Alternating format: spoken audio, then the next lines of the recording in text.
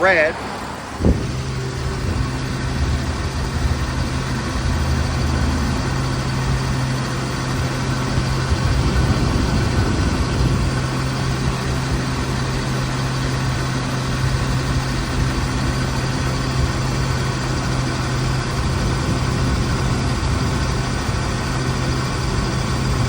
Right here.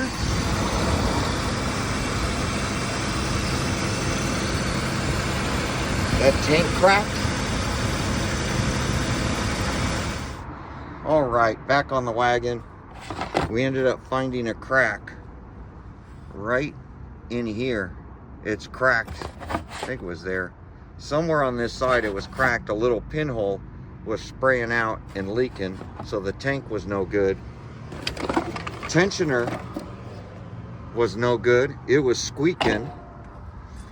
These bearings on the pulleys were no good, so we changed that out.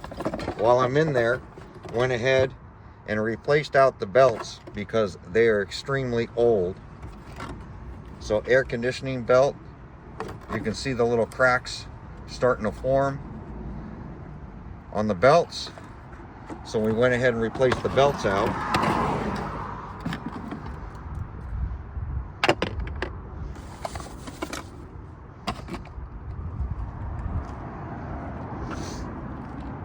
We thought the water pump possibly could be leaking, but it wasn't. Turned out it was this reservoir right here. Had a small pinhole right here, and it was hard to tell because the power steering, or this is the power steering fluid that goes into the cooler. Really close, it was leaking right there. So we got the bottom cover off. You can see all the buildup from the oil leaks. So we're gonna pressure wash this before we put it back on. So we're gonna clean all that up. We'll take it down, pressure wash it, but we're sticking it back together now. So we eventually, now everything in here has been replaced. The only thing that hasn't been replaced is the water pump. Did you see the side of the shroud? Yeah. All the white? That's got to get wiped off too, no? Yeah. Because this is where it would leak from the tank. Yeah, honestly. And you didn't clean that either. I tried. It barely comes off, but... Put it on the ground and grab the brake clean. Spray it and wipe it. I would use the sidewalk over there. In the trunk. So now everything is new. Basically, idler, tensioner with a pulley, and then the tensioner down there, new pulley down there as well. That tensioner was okay for the air conditioner.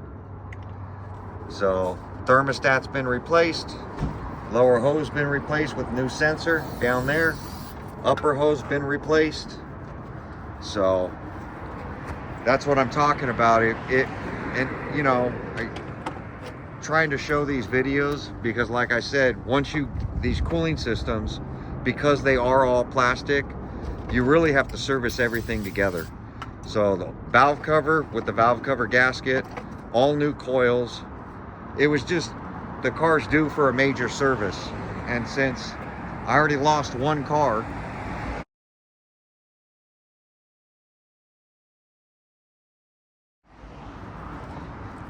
I got to get this one up to date and make it reliable. So went ahead and just replaced everything now. So inspected the water pump. The water pump looks like it was done not too long ago. So that's the water pump and the radiator, the last two things. When I get more money, I'll probably just replace those things out. But right now, hopefully this is the end of our breakdowns. So just wanted to share this stuff with you guys. Now we're going to clean up all the white trails from all the cooling system leaking everywhere. Get all the white stuff taken off of there so that we can notice if anything starts to leak later on, especially around this tank area.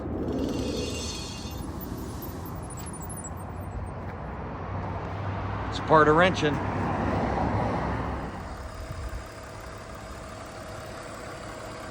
All right, got it all back together.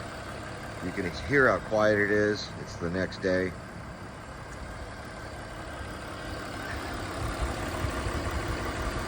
The under tray's been pressure washed.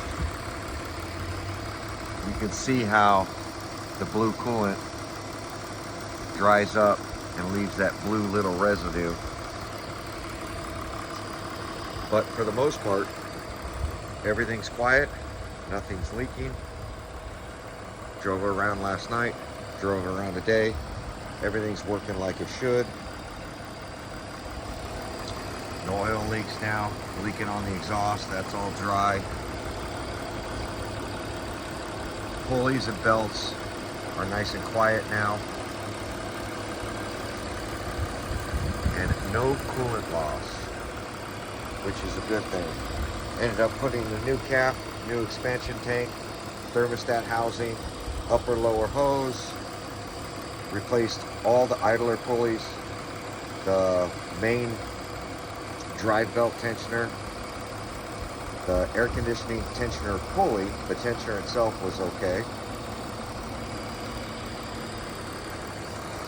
Ended up changing the 2 vacuum lines and then the air inlet boots. There's an upper and a lower. Went ahead and changed those. And then of course pulled the diesel valve, did an inspection on that. That's okay. Resealed that, put that back together. Put new cabin air filter, which sits up in there. And then a new air filter, which sits down in here. Brand new front struts have been replaced.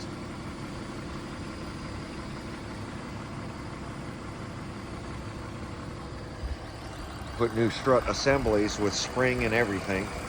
It was just better to replace them because I replaced these not too long ago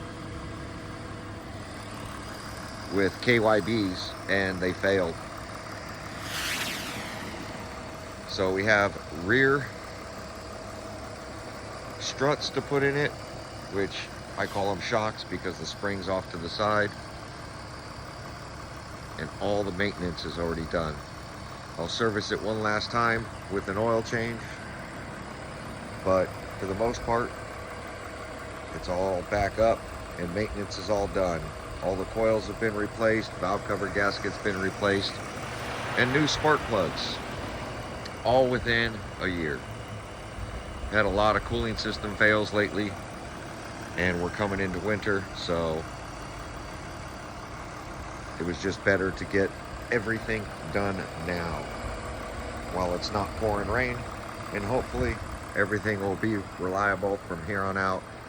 I have no doubts. There'll be minor breakages, but no major failures. It's never left me stranded, so even with the cooling system leaks, I'm able to get it parked and grab my other car and continue on. But there we go. Like, comment, subscribe. Catch you on the next video. Thanks for watching. E46 Wagon, 250,000 miles. All right, got my M Sport out here. Got my buddy coming with a trailer so that we can tow this over to the body shop and get started with the estimate. So appreciate everybody that reached out on the video. Definitely appreciate all the cool comments. So we'll see about getting this thing fixed up or stripped down, depending on how bad the frame is in the front. Hopefully I don't have to tear it down. Hopefully I can pull the frame straight. The frame rail on the driver's side corner is pushed over. So if it's just the one frame rail, we'll be okay. If I got to pull, it doesn't look like it's bent behind the shock towers, but if that shock tower is pushed or either shock tower is moved, I'll total out the car, because at that point it'll never be right. If it's just the frame rail in front of the shock tower, we should be okay. But I got it all zip tied down. I'll probably back it onto the trailer just so the hood has less chances of flying up. Zip tied the bumper up to the corner just so it'll stop dragging on everything. That's about all I can do. I'm probably going to try to pull that fender out a little bit so it's not rubbing the tire, and we'll call it a day. It's really close right there, but we're going to get it onto a trailer.